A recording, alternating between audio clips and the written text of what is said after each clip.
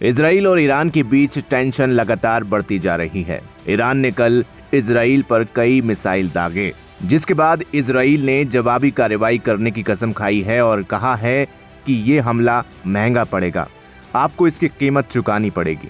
Iran की इस कार्रवाई के कुछ घंटों बाद नेतन्याहू ने सुरक्षा कैबिनेट की बैठक के दौरान कहा कि ईरान ने आज रात एक बड़ी गलती की है और उसे इसकी कीमत चुकानी पड़ेगी।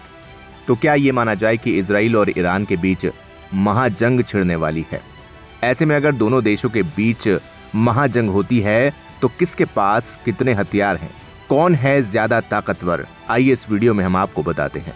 दरअसल आपको बता दें कि इजराइल के चैनल 13 टीवी समाचार ने बताया है कि ईरान से कम 200 बैलिस्टिक मिसाइलें दागी गई हैं, जिससे पूरे देश में सायरन बजने लगे और लाखों लोग जो वहां रह रहे थे वो बंकर की तरफ भागे। सेना ने कहा है कि ज्यादातर मिसाइलों को नष्ट कर दिया गया, लेकिन पूरे देश में कई बड़े विस्फोट सुने गए। उधर इजरायली रक्षा मंत्री योव गैलेंट ने कहा है कि हम ईरान की इस गलती को माफ नहीं करेंगे। उन्होंने कहा कि अब या तो ईरान रहेगा या इजराइल रहेगा, अब ईरान को भयानक परिणाम भुगतने होंगे। तो चलिए अब बात करते हैं दोनों देशों की ताकत के बारे में। ग्लोबल फायर पावर इंडेक्स की माने तो इजराइल की आर्मी दुनिया की 20 सबसे ताकतवर आर्मी में से एक है। इसके अलावा इजराइल आर्मी में 1,69,500 एक्टिव सैनिक हैं, वहीं 4,65,000 सैनिक रिजर्व यूनिट में हैं। इजराइल के कुल सैनिकों की बात करें तो देश के पास 6,34,500 सैनिक हैं।